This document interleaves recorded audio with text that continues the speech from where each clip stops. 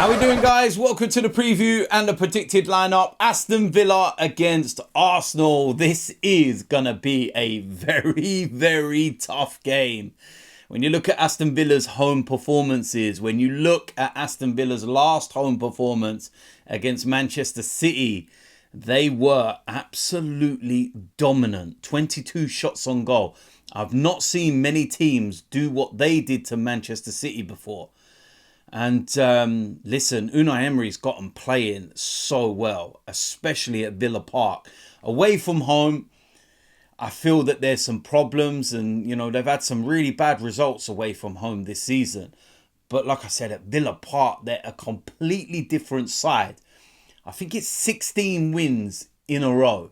That is a phenomenal record at any level. But the Premier League, 16 home wins. That's mad. And the last team, ironically, to win at Villa Park was Arsenal. We'll remember that one last season. Jorginho in the last minute hits the crossbar, hits Martinez in the back of the head and goes in.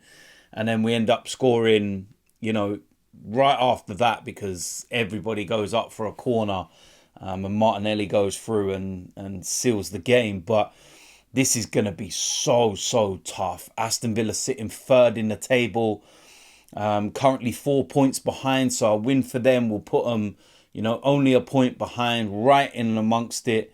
They've lost 3 games this season compared to our 1.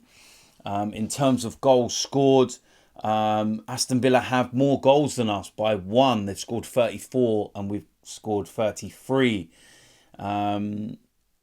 It's the goals against that is in our favour. We've only conceded 14 and Aston Villa have conceded 20. We have a goal difference of 19 and they have a goal difference of 14. So look, listen, it's going to be a really interesting game. I know that Aston Villa do play quite a high line. I've been kind of thinking about the team lineup and I've been kind of looking at permutations, solutions and certain things that may go on in the game and what Mikel Arteta may go with. There's the thought of Jorginho in there, which would allow us to be a bit more press resistant and be able to break that line that Villa play. But then I sit and think, okay, well, where would Havertz be? And he's going to be important so that we can get out of the press.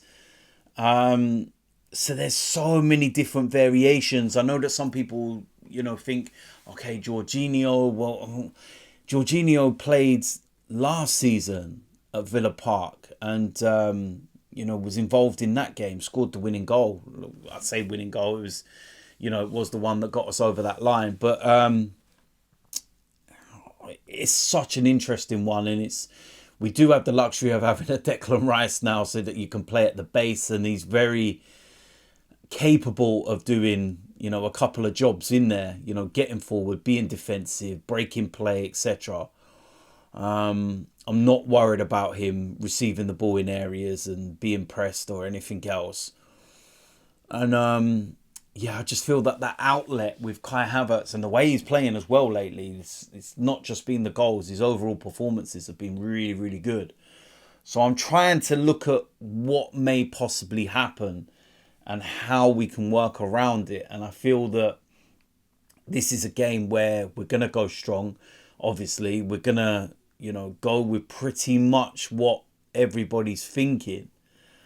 And then we've got, you know, midweek to rest players. We're not going to be taking everybody to PSV. There's absolutely no need for it in any way, shape or form. We've won the group. It doesn't matter. I know there's the integrity of the competition and you've got to, you know, make sure that you don't take the mick, so to speak. But, you know, I want to see complete changes. I don't want to see anybody of any recognition in the fullback positions, in the centre defence, and, you know, Saliba, Gabriel, all them, leave them at home, Ramsdale in goal, and no Declan Rice, play Jorginho, and no Saka, and no Martinelli, you know, play Reece Nelson, and Trossard, and play Eddie Nketiah and no Jesus and you get what I'm saying?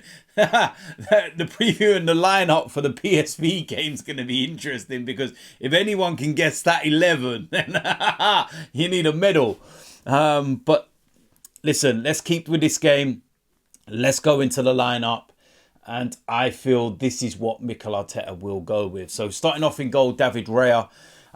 He's not going to change it. He really is not going to change it. Despite the mistakes at Luton and everything else, the pressure, the scrutiny and everything, he's not going to change it. David Raya goes in goal.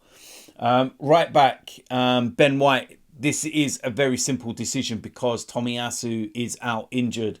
And listen, the thing with Ben White, great going forward, got the assist, but defensively, he looks a little off it and he needs to be switched on, especially against the likes of Ollie Watkins and whatnot. So that's what I'll go with. Right centre-back, William Saliba, very straightforward. Don't even need to give an explanation as to why.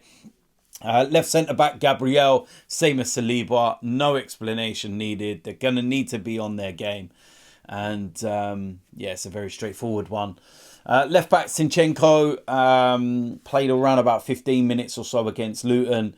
And you can see how important he is when we're so dominant in possession. And he just offers that going forward. I know there's the defensive frailties. He's going to have to watch the likes of Leon Bailey.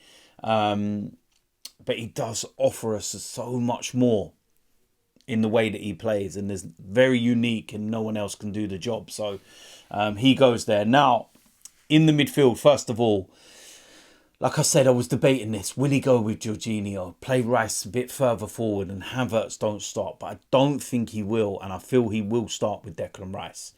There's no questioning that he starts. It's just whereabouts he starts, and that's what I will go with. On the right-hand side, Bukayo Saka. Again, a very straightforward decision. You know, played well at Villa Park last year, scored a really good goal as well. And yeah, he's going to have to be, you know, on his game. Another one where he's got to perform. He always does, though, doesn't he? But yeah, very good, very good. And yeah, we'll see what happens. But I don't think that one's going to change at all. Next to him, Martin Odegaard, starting to look more like his old self. Very much involved, very creative. Got the assist for the winning goal. Brilliant delivery. I'm screaming at the time, like, get the ball in the box, get the ball in the box. Even when he plays it out to Zinchenko first, and I'm like, get it in the box. But all he's doing is making angles. It's crazy, isn't it? That, you know, we're all going absolutely mental. And these players on the pitch are able to compose themselves and do all these types of things. It's mad when you think about it. Mad. Next to him, Kai Havertz. And I feel one of the reasons for this is the outlet. Villa are going to press. And we're going to need to have an outlet. And that's why I feel Kai Havertz is important. To, you know, be able to break the press, go longer at times, and just do, you know, things a little bit different. And this is why the likes of Kai Havertz was brought in, to be able to do that. And I feel that what he's offering now is not just that, but he looks more physical in the last couple of games. He looks like he's really getting stuck in, and he's scoring goals. So, you know, it's all there. It's all there.